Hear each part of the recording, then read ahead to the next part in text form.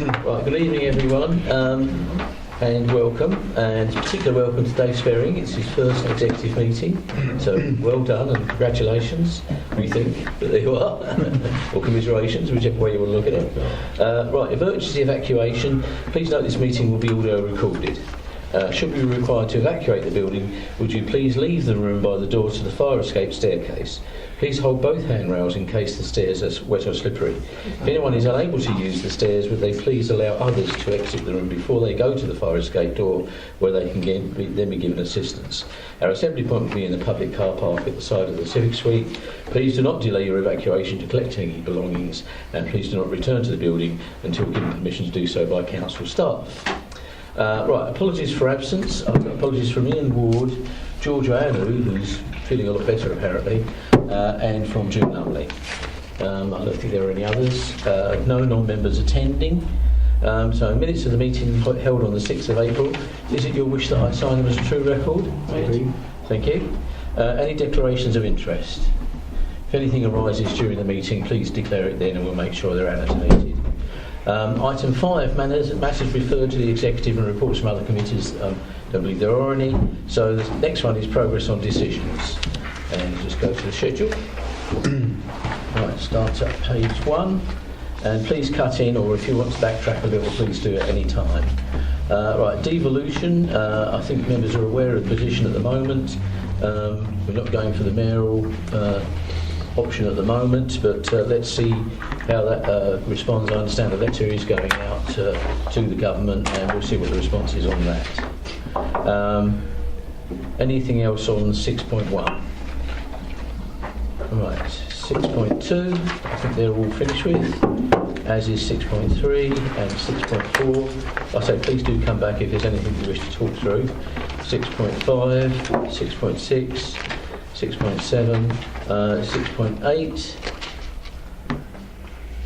Okay, 6.9. Yes, please. Yes, Yep, please. go ahead, yeah. Off you go, no, you far away. I don't want to step on your toes. No, you go. Right, point 3. I agree with what's said there. I think it's just the way that it's said that needs a tiny little bit of attention. It talks about market testing be undertaken of the facilities in Holmbridge and Rayleigh, together with adjacent land, to ascertain whether there is business potential in developing the sites for alternative uses on the basis of an obligation to keep the facilities open to the public. I think we absolutely need to be clear there that we're talking about toilets rather than facilities, and that we're talking about keeping them open. I think there's a tiny bit of ambiguity, and if I were looking to misinterpret it, I think there is some possibilities. So I think we just need to ensure that the word toilet is in there and the word open is there to make it absolutely crystal clear, please. Okay. Yeah, Terry, there Yeah, was an email in, I guess most of you have seen it, from Christine Mason this evening, questioning some of the figures that were reported. I've not seen that myself. Came I've not seen it either. Came in this evening. Was it addressed, Silver? well, it was addressed to Marcus. Let me try and find it if I can. Let's get out this one.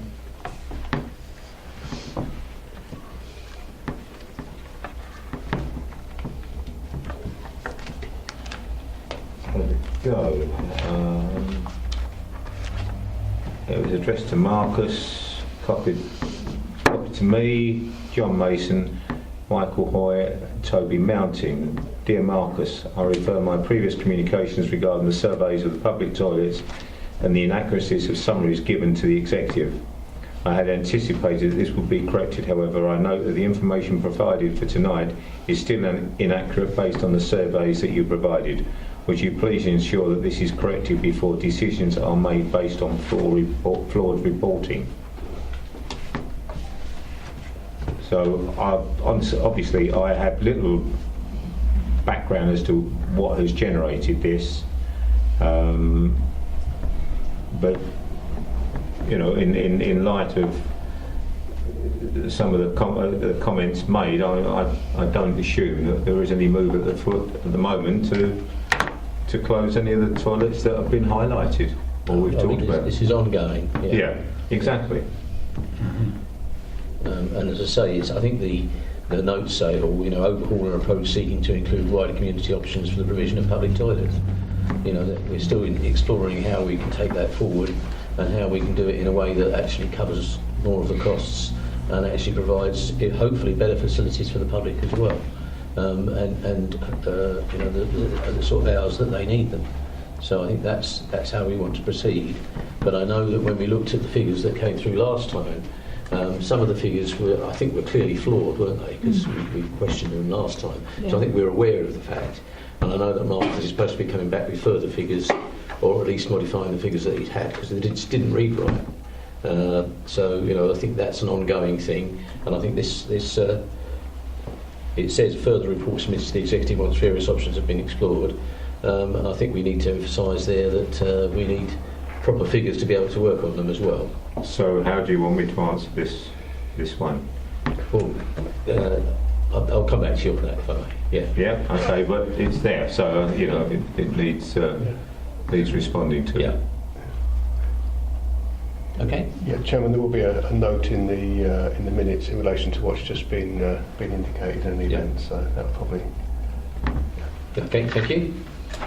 Right, any more on 6.9, please? 6.10.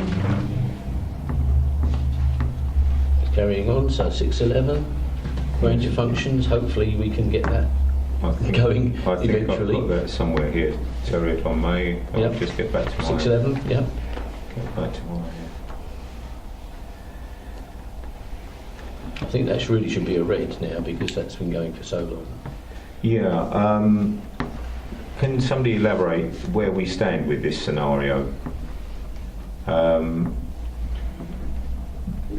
Are they operational? Do we use them? How we go about contacting them?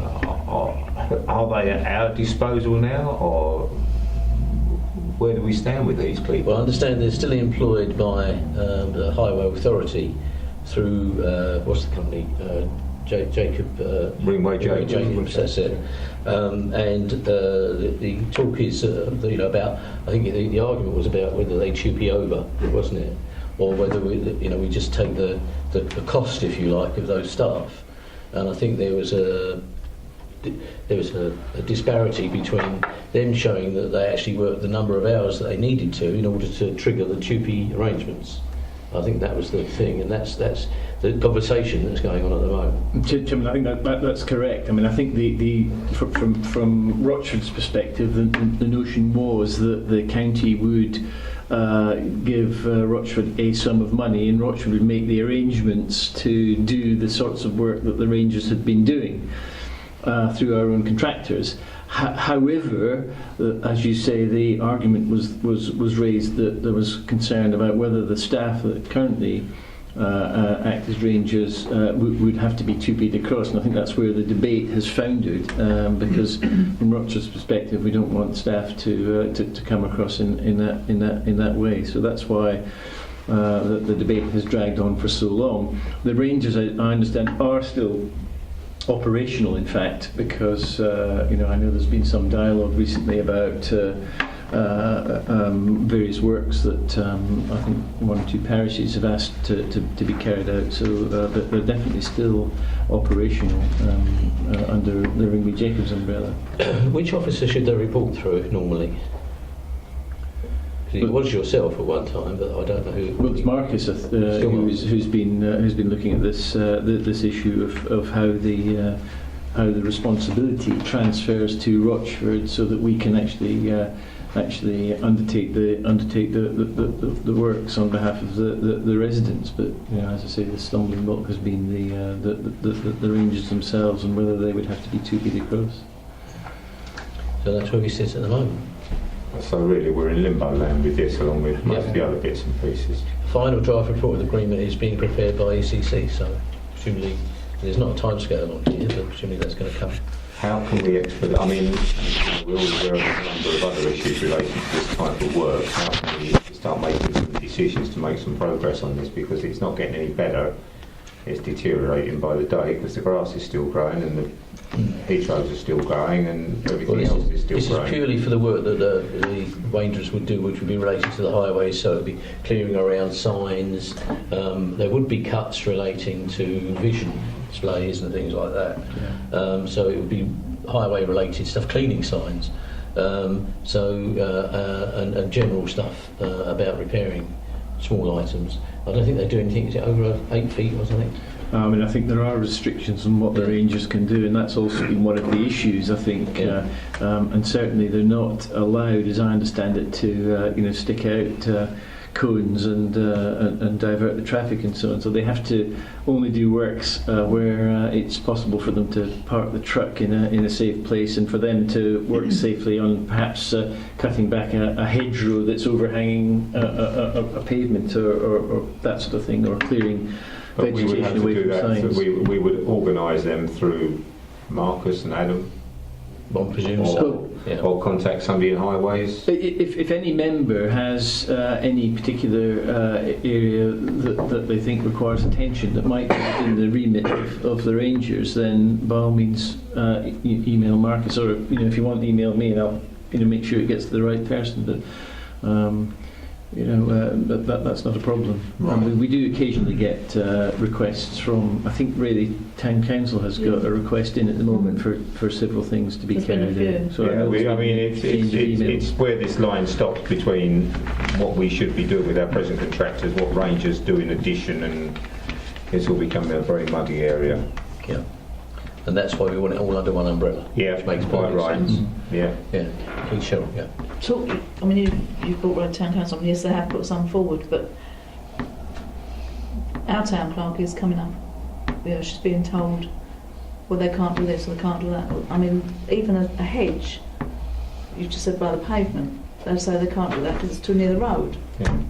It's excuse after excuse. Yeah. What can they do? I mean, that's the whole point of cutting Yeah. it back, isn't it? Well, Yeah. Yeah. Make it safe for others. Yeah. Yeah. Yeah. But as you say, hopefully we can make some progress on this very soon, because it's been running for so Dragging long. on, yeah. Yeah. So put a flag up for that one. That's why I think it should be red, really. Right, Community Safety Hub. Hopefully that's going forward. And that would be under June's remit, but I think we're going ahead with that, aren't we? So that's fine. Any more on that one? I'm up to 6:14. I don't know if anybody's got anything before that. 6:15. 16. 17. Oh, sorry, 16. Yeah, go ahead. This business of the red on the car park at Back Lane.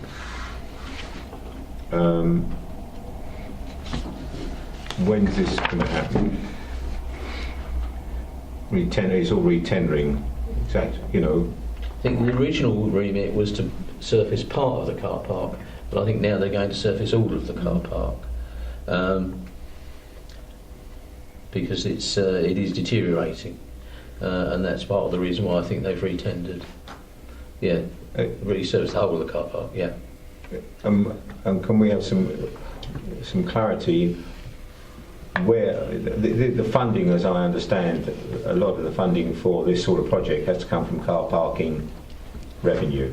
Yes. Is that the case? As I understand it, yes. And I assume this is in the budget and we have the revenue available to do this sort of big project like this? I mean, it's...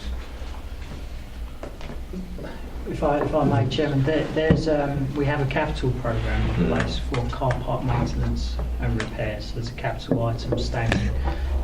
We also have the off-street parking cost centre as a revenue budget, but there's nothing specific in the revenue budget. It's coming under the capital programme, but that, however, is funded mainly from the revenue. So Oh, we've got the money. there is a budget set aside for Okay. car park works. Okay with that one? Yep. Right, thank you. So we're obviously just waiting for the tenders on that. Right, so I'm up to 6:17. 6:18. Right, get this thing to work.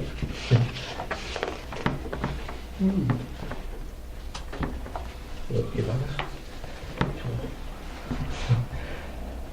Right, 6:19.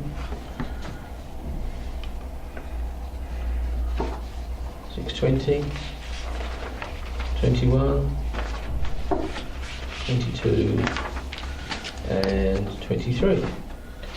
23. Yep. I've got a meeting. I'm going to the AGM tomorrow evening of Friends at Cherry Orchard. Oh, good, right. Is there any more to add to this? You know, to improve phase 1 of the biodiversity. I'm afraid I don't know much about whole it. road improvement involving the restoration and creation of wetland habitats in Cherry Orchard Park. Do we know anything more about that? I guess that comes under my remit as well, but Yeah. unfortunately Marcus has been on holiday for the last 2 weeks and I'm clutching at straws trying to find out some Yeah, I don't know, I'm afraid. details. Yeah. Would Adam be there to know? I'm seeing Adam tomorrow morning anyway, so I'll go for Hopefully that he one. would have some Yeah. information on that. Yeah, okay. Right, that's the last one there. Right, next one on the agenda is the exclusion.